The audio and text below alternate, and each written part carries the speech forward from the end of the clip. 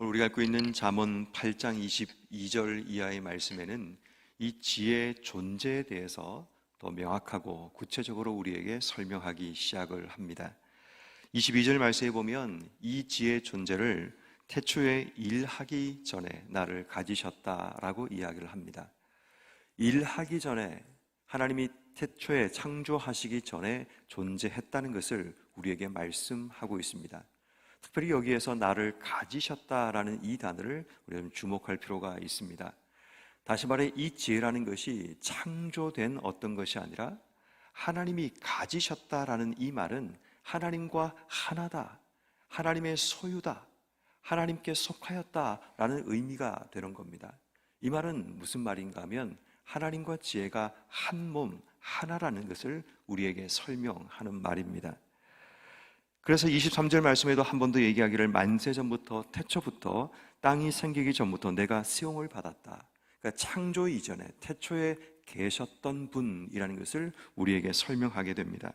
그리고 이제 쭉 얘기하다가 3절 말씀에 한 번 더 이분이 어떤 분인가를 설명하기를 내가 그 곁에 있어서 창조자가 되어 날마다 그의 기뻐하신 바가 되었다라고 이야기합니다. 다시 말해 이 지혜가 창조자다, 창조주다라는 것을 설명하고 있습니다.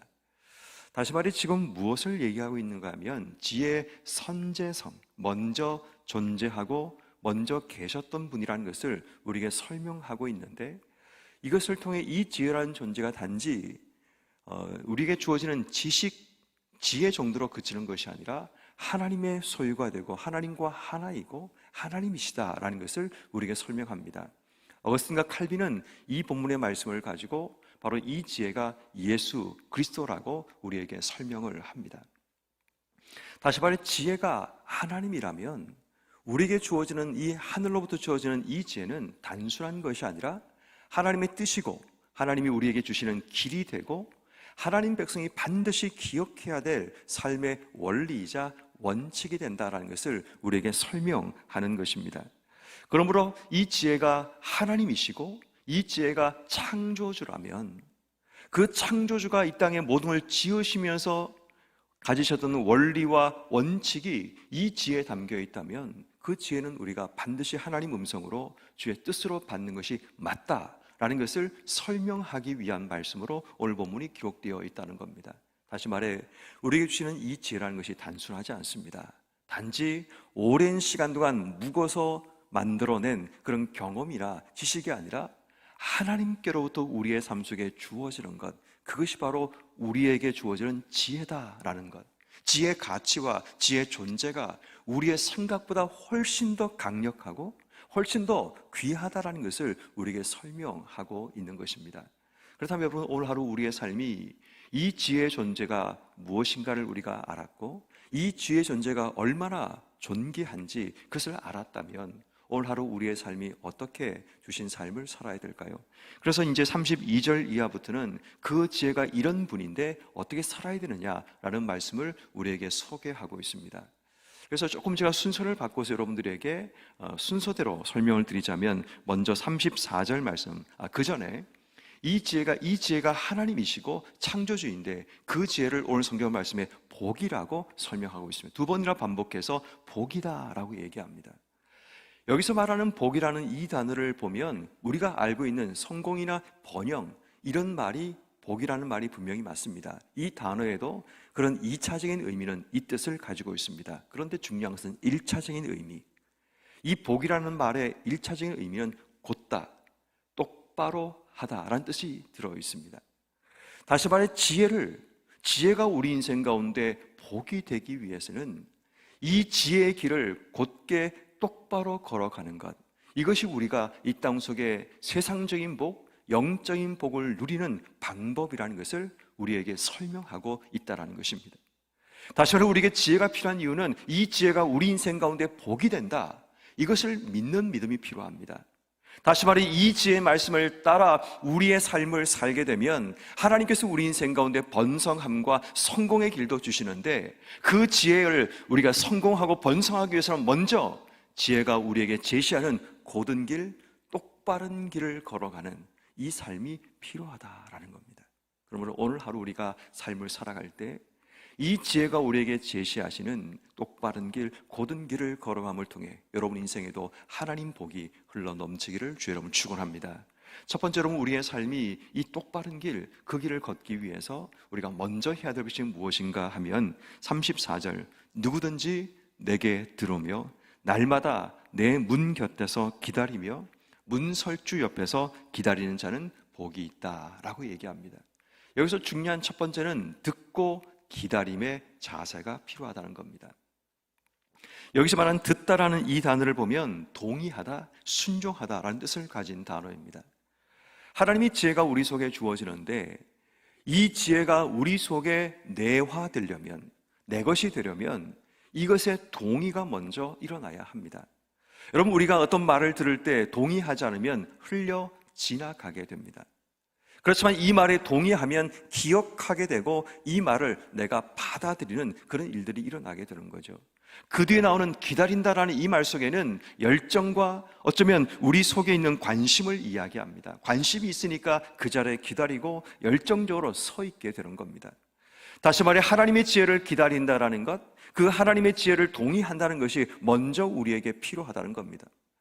아무리 수많은 말들이 우리 귀에 들려지고 우리 귀에 지나가지만 우리의 삶의 변화가 일어나지 않는 이유가 뭐냐 하면 그 말씀에 동의하지 못하고 그 말씀에 대한 열정과 관심을 가지고 기다리지 못하기 때문입니다.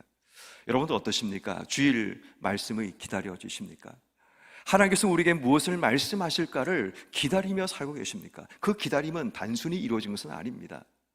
한 주간 삶 속에 이 말씀을 따라 살아가려고 애쓰는 자들이, 그 말씀대로 되어지는 하나님 역사를 경험한 자들이 어쩌면 매주마다 하나님 말씀을 기다리며 그 자리에 나오게 되는 겁니다.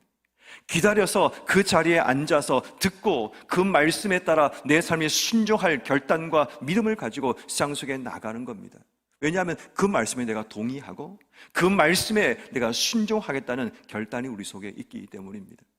저는 우리 모든 성도들의 인생이 하나님 말씀이 내 삶 속에 어떻게 역사하는가를 한번 경험하고 그 말씀대로 살아가는 성도의 삶 가운데 하나님 복이 어떻게 우리 인생 가운데 흘러오는지, 또 하나님 말씀을 가지고 세상을 구별된 삶을 사는 것이 얼마나 우리 인생을 힘있게 만들고 얼마나 행복하게 만드는가를 경험했으면 좋겠습니다. 이게 경험되지 않으면 늘 말씀이 들으면 지나가고 맙니다. 물론 그 자리에서 동의할지 모르지만 우리의 삶에서 동의하지 않으면 그 말씀이 내 삶 속에 능력 있게 쓰임받지 못하게 되는 겁니다. 그런 의미에서 저는 매주마다 우리 주시는 하나님 말씀, 주일 공동체를 통해 우리 교회를 향하신 하나님의 음성이 우리에게 들려진다고 믿으신다면 그 하나님 말씀에 내가 동의하고 그 하나님 말씀을 기다리며 열정적으로 사모함으로 주일 예배에 몰려들 수 있는 여러분 모두가 되기를 주의 이름으로 축원합니다. 그게 우리 인생의 복입니다. 하나님 말씀을 갈망하고 그 말씀대로 살아야지라는 각오와 결단, 그 말씀이 때로는 내가 받아들이기 어려운 말씀일 수 있습니다. 예전에 교회에 있을 때 이제 가끔씩 이제 어떤 집사님들이 문자가 옵니다. 목사님, 이번 주 말씀은 참 제가 실천하기 어려운 말씀입니다. 그렇지만 순종해서 실천하겠습니다. 그러니까 그분들은 일주일에 몇 번씩 매일마다 설교를 듣는다고 말씀하십니다. 내가 잊어버릴 수 있어서 매일마다 또다시 주일 설교를 재생해서 듣고 또 이 말씀 따라 살아가려고 애씁니다라는 이야기를 자주 하십니다. 왜냐하면 주일 말씀은 성도들이 한 주간 기억하고 살아가야 될 말씀이기 때문입니다. 단지 주일을 한 번 듣고 말아낼 말씀이 아니라 그 주일 말씀은 교회라는 공동체, 특히 동순교회라는 공동체에 하나님께서 우리에게 주신 말씀입니다. 영락교회는 영락교회 주신 하나님 말씀이 있습니다. 세문안교회는 세문안교회라는 공동체 주신 하나님의 음성이 따로 있습니다. 하나님이 저를 세우셔서 우리 동순교회 주시는 말씀이 있다면 그 말씀은 하나님이 저를 통해 우리 동순교회에 주시는 하나님 말씀인 겁니다.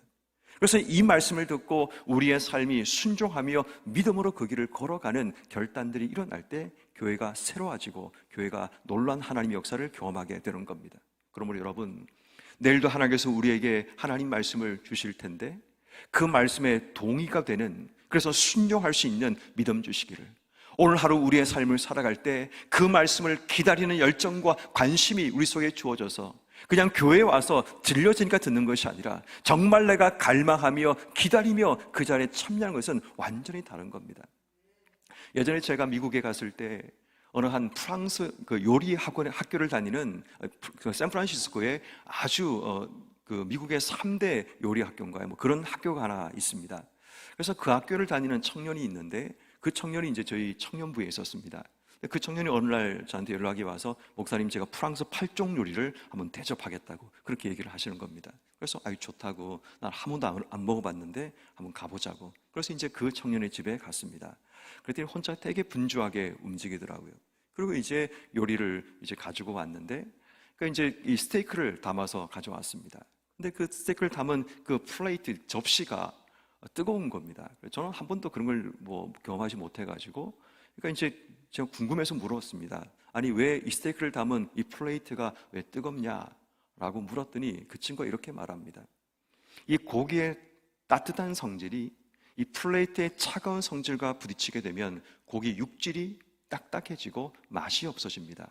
그래서 이 고기의 딱딱한 성질을 그대로 이 고기의 뜨거운 이 부분을 보호하기 위해서 플레이트 접시를 먼저 데워 놓습니다 라고 얘기를 합니다. 그때 제 머릿속에 지나갔던 한 생각이 그래 예배도 이와 같구나. 하나님 말씀이라는 따뜻함이 뜨거움이 우리 속에 주어지는데 내 마음이 관심을 가지고 열정적으로 사모하지 않고 하나님 전에 나오게 되면 내 마음속에 차가운 성질이 하나님의 뜨거움과 맞부딪힐 때 이게 굳어져 버리는 거죠. 이 말씀이 내 속에 온전히 그 맛을 느끼지 못하게 만들어 버린다는 것을 이야기하는 겁니다.